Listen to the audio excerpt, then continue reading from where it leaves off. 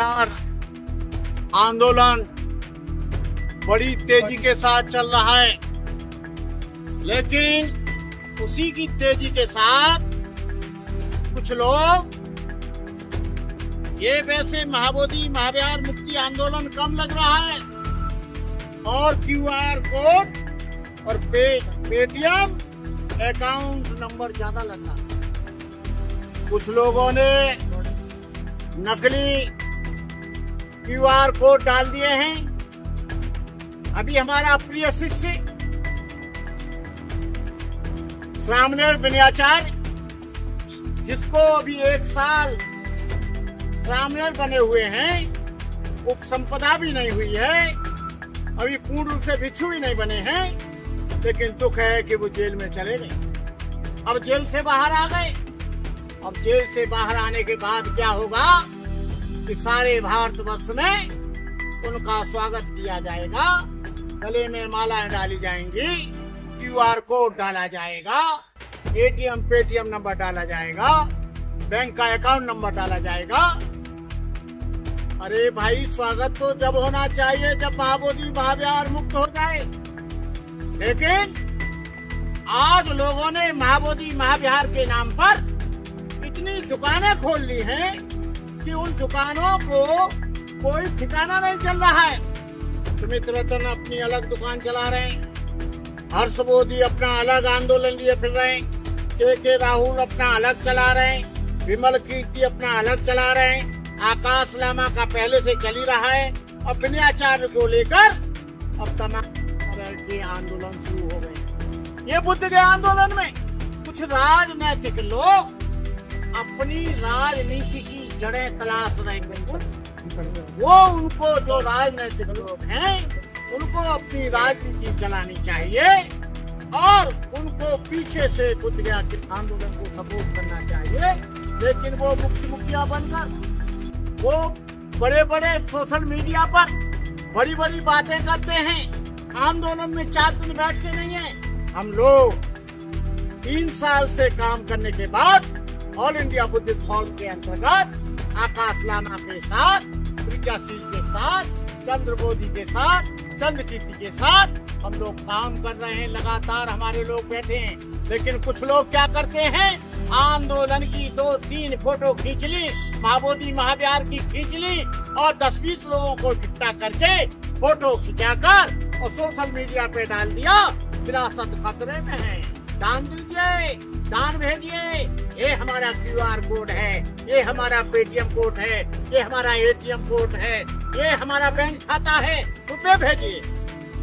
मैं देश के लोगों से कहना चाहूंगा, अब झूठे मुगालते में नहीं आए।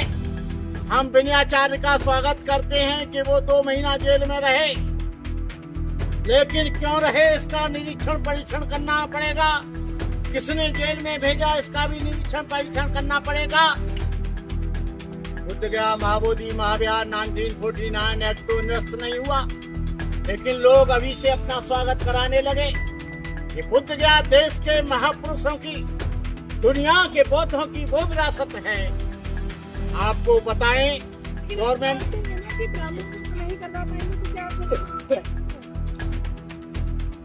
अरे भाई, ये आर्कोलॉजिकल सर्वे ऑफ इंडिया की रिपोर्ट में है कि वो महाबोधि महाविहार है। यूनेस्को वर्ल्ड हेरिटेज ने माना है कि वह बुद्धिस्ट प्लेस है।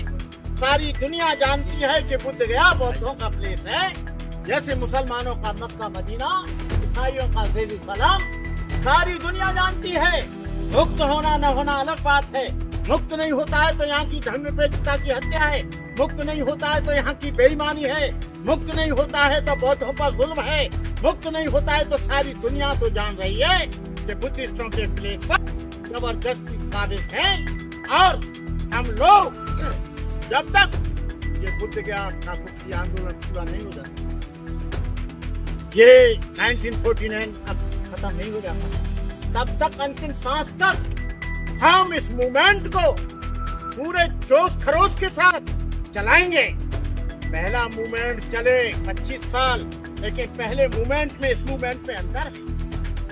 आज कश्मीर की सरहद लेह और लद्दाख में आंदोलन चल रहा है, अरुणाचल में बर्मा के आंदोलन चल रहा है, आपके भूटान के सरहद पे चल रहा है, बर्मा की सरहद पर चल रहा है और आपका बांग्लादेश की सरहद पर चल रहा है। ये मत सोचो ये आंदोलन एक ऐसी आग लग गई है महाबोधि महाविहार की विचारधारा की कि कोई भी ऐसी फायर ब्रिगेड नहीं है जो इस आग को बुझा पाए। ये हम कहते हैं और लंबा चले, 1 साल चले, 2 साल चले, 5 साल चले, लेकिन हम इनको नंगा करते रहेंगे। इनकी धर्मनिरपेक्षता, इनका सेकुलरिज्म झूठा है, इनका लोकतंत्र झूठा है, ये बेईमान है। ये मोदी जी बाहर जाते हैं, कहते हैं मैं बुद्ध देश से आया हूँ, लेकिन बुद्धों पर यहाँ जुल्म होता है।